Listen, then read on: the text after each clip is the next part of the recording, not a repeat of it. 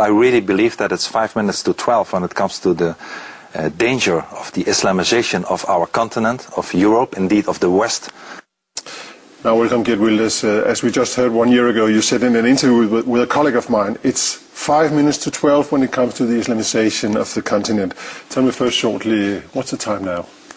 It's still a few minutes to 12, maybe 4 minutes to 12, because the Islamization is continuing.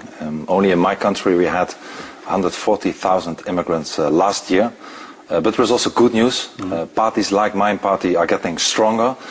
My party became second largest party of the Netherlands in the European elections last year. So there is also a lot amount of people, normal people, that fear the Islamization and really want the government to act. So a lot of people trying to stop the clock going. Well, more people, not a majority yet, but more people than ever are supporting parties like mine that want to fight for freedom and stop the Islamization of our societies. You've compared Islamization with a tsunami. Why is that? Well, because the amount of the influx of both the mass immigration from Islamic countries and also the demographical changes are enormously. For instance, we have in the Netherlands today, we have 1 million people from Islamic background, and those were not even 100 some decades, 100 years ago.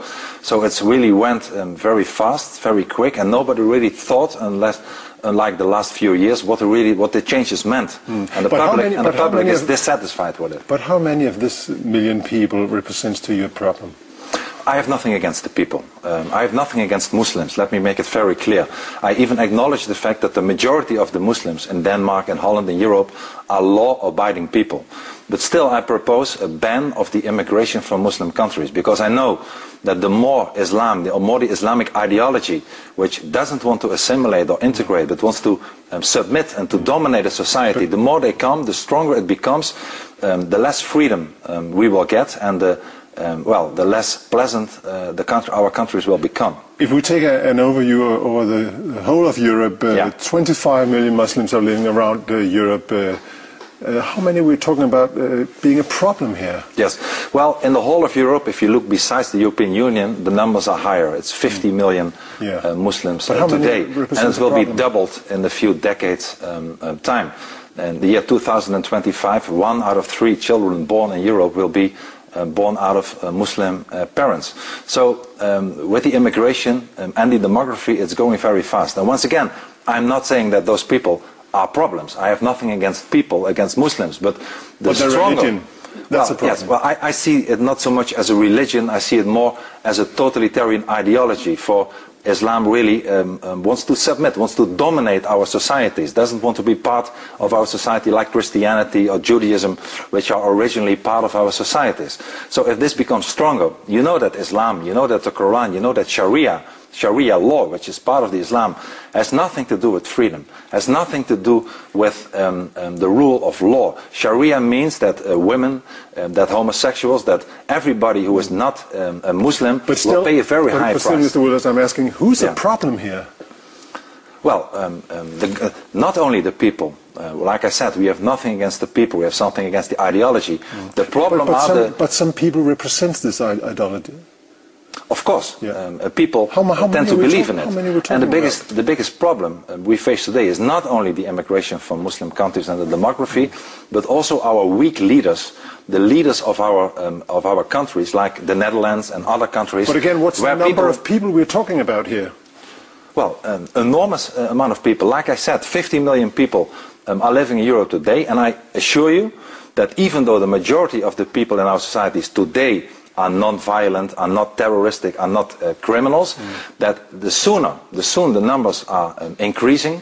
If a society will stay 20, 30, 40% out of Muslims, an entire society will change. It will cost us our freedom. You already see it today, even here in Denmark. I believe that in the city of Copenhagen a few years ago I saw a report that 80% of the crimes were committed by immigrants, most of them Muslim. It's the same in the Netherlands. So you see, unfortunately, a change for the worse when it comes to crime, when it comes to intolerance, when it comes to the beating of gays, and for instance the city of Amsterdam, when it comes to the governments that are giving in and that are stopping the freedom of speech in our societies. Sorry to interrupt you, yes. but how many are we talking about here? How many represent this problem? Well, a lot. There was many surveys. What's a lot from your point of view? Millions, tens of millions. There was a survey. What about this tens of millions? Please, you asked me a question. I want to finish my answer.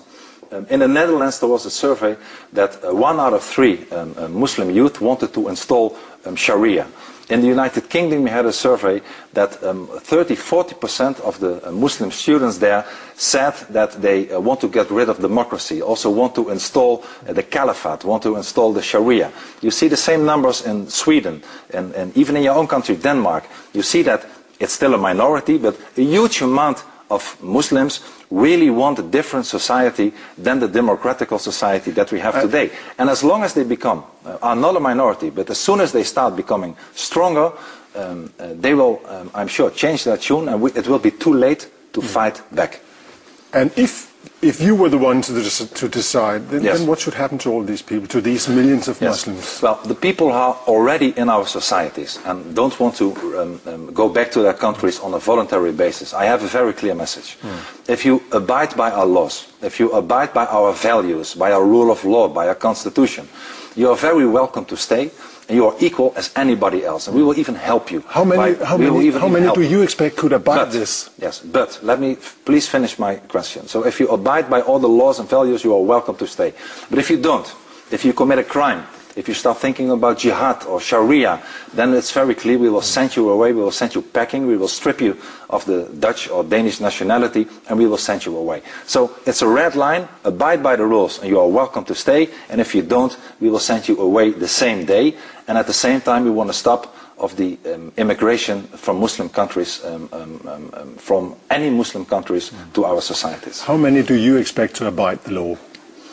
Well, unfortunately, you will see, even here in your country, Denmark, 70% of the population in your prisons consist of people from Islamic background. In Holland, it's unfortunately not so much different. You see all over Europe, if you look at the statistics, so it's not an opinion, I'm talking about facts, that if you look at the crime rates, that people from Morocco, Algeria, other countries are unfortunately, I wish it was different, but what would you do to all these people? What would you do to all these people? Well, I mean, we're talking about millions of people. Are you going to send them out of Europe?